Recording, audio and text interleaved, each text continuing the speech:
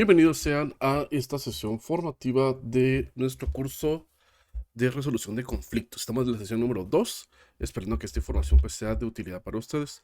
Cabe recalcar que este es un contenido únicamente teórico y no es un curso como tal, una clase magistral para poder aprender el tema, únicamente para conocer de la teoría del caso.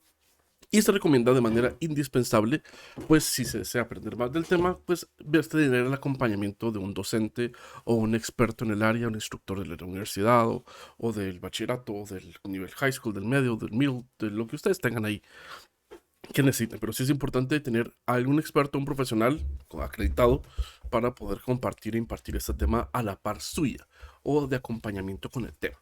Damos inicio. El comportamiento humano y el contexto social como tal. Desde los científicos, desde la creación, ¿no? El ser humano pues ha vivido en sociedad. La necesidad de interactuar con otros individuos pues no solo responde a cuestiones de supervivencia, sino también al desarrollo de la identidad personal y la cohesión cultural. Las interacciones sociales forman la base de nuestras experiencias diarias y moldean nuestra percepción del grupo como tal. Entonces, el ser humano, pues hay un punto de referencia que yo utilizo bastante y es que el ser humano siempre busca pertenecer a algo que sea más grande que uno. Por lo tanto, pues siempre va a haber necesidad de pertenecer a un grupo. Parte de la supervivencia como tal, pues está el crear tribus o vínculos emocionales con los equipos de trabajo o con las personas que comparten intereses o similares con uno. El ser humano, aquí estamos. En el punto dentro de todo esto está un aspecto que tocamos en la sesión anterior, que es la polarización del grupo. La polarización como tal, en el término literal, se refiere a la tendencia de los grupos a tomar decisiones o adoptar posturas extremas, a que los miembros individuales sostendrían de manera aislada. Por ejemplo, hay un fenómeno que se dio mucho en algún momento con las iglesias cristianas evangélicas principalmente, hace muchos años, donde se utilizaba una noticia, una nota, y esta nota se convertía en una verdad absoluta. Eran verdades aisladas, eran comentarios aislados, pero al momento de que se da la información, se da como, ah, caray, esto sí está interesante. Me pasó también a mí, aunque no tenga una verdad absoluta como tal. De esta manera se satanizaron muchas caricaturas, muchas marcas, infinidad de cosas, pero solo porque se fueron dando desde el punto de vista individual, se polarizó la información, solo se daba, o desde la óptica que se estaba revisando o visualizando, datos aislados que de manera aislada, pues a todos se puede armar un conjunto, ¿verdad? O un patrón como tal, que no existía.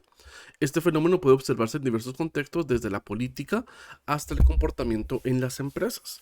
A medida que los individuos discuten y deliberan, es probable que refuercen mutuamente sus creencias iniciales, llevándolos hacia extremos más marcados.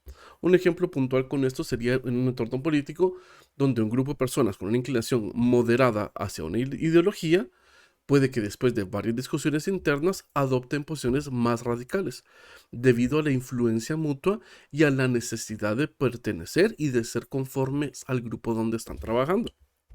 De nuevo, más allá de un criterio propio, es un criterio comunitario y adoptan el criterio comunitario como tal. En el pensamiento de grupos, pues es un fenómeno en el que el deseo de armonía o conformidad como tal en el grupo conduce a una toma de decisiones disfuncional o irracional. Los miembros del grupo intentan minimizar el conflicto y alcanzar un consenso sin una evaluación crítica de las alternativas. Esto puede resultar en decisiones subóptimas y, en algunos casos, catastróficas como tal. Un ejemplo de esto es un comité directivo que, para evitar desacuerdos, aprueba un proyecto sin considerar adecuadamente los riesgos asociados y simplemente porque todos desean mantener la cohesión del grupo y evitar conflictos como tal. En el comportamiento, ya he dado un poquito de la introducción con lo que más o menos tocamos la sesión anterior, perdón. En el componente racional del pensamiento, podemos ver en el punto del comportamiento humano como tal, a pesar de que nuestra capacidad para el pensamiento lógico y racional, los seres humanos la poseemos, ¿verdad? A menudo actuamos de manera irracional. Son pocas las personas, y es un punto que utilizo mucho para las clases, y es que No hay que dejar que nuestras emociones dominen la razón. Al final, el objetivo es seres racionales, no emocionales. Lastimosamente, a menudo, como bien dice por acá el texto, ¿verdad? A menudo el ser es irracional a pesar de que es un ser racional. En diversos factores como las emociones, los sesgos cognitivos y las limitaciones en el procesamiento de información pueden influir en nuestras decisiones y acciones. Un ejemplo de esto es el sesgo de confirmación. Es el sesgo de confirmación. Esto es una tendencia a buscar reinterpretar y recordar información de manera que confirme nuestras creencias preexistentes, ignorando y descartando la información que contradiga, como es en lo que creo, como es en lo que yo quiero creer por pertenecer a un grupo. Estoy obviando la información que ya existe o descartando la información que contradiga lo que yo quiero. Y esto muchas veces es de manera inconsciente. En el punto de la influencia del contexto como tal, en el contexto nos encontramos y tienen un impacto significativo en nuestro comportamiento. Factores como el entorno físico, las normas sociales, la presencia de otras personas puede influir grandemente en nuestras decisiones y acciones de manera más sutil pero poderosa. Un punto que se utiliza aquí, un ejemplo como tal, es la teoría de las ventanas rotas. Sugiere que el deterioro visible de un entorno puede promover a comportamientos antisociales.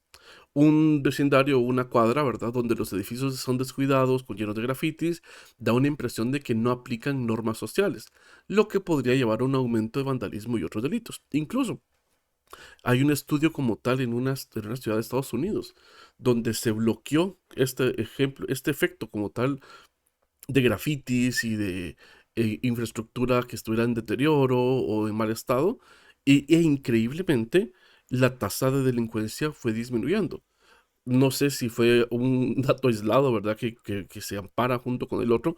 No estoy diciendo que los grafitis sean malos, solo que fue un dato como interesante, o sea, cómo a pesar, cómo la urbanización o el cuidado urbano de la ciudad afectó o tuvo injerencia en el comportamiento social.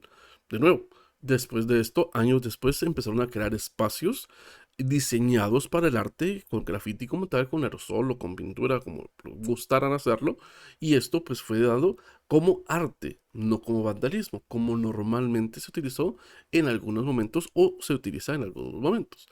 Bueno, espero que la información pues haya sido de utilidad para ustedes.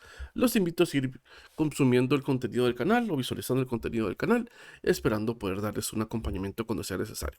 Nos vemos en la sesión 3 para seguir hablando de este tema y hasta la próxima.